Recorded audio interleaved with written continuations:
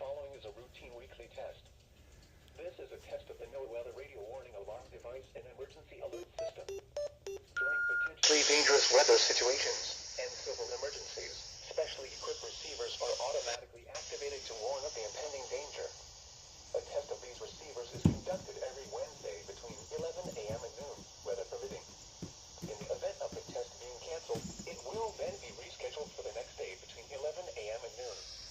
This is NOAA Weather Radio Station West North G631 operating 24 hours a day on a frequency of 162.525 megahertz with transmitting facilities in Macon County. This broadcast originates from the National Weather Service Office located near Nashville. This service is provided in part by the Metropolitan Nashville Office of Emergency Management. Repeating, this has been a test of the NOAA Weather Radio Warning Alarm device. During potentially dangerous weather situations, specially equipped receivers are automatically activated to warn of the impending danger.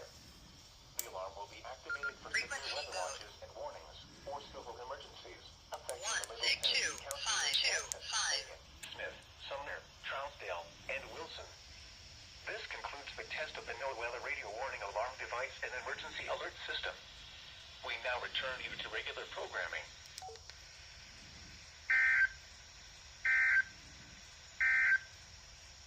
Wind advisory remains in effect until 6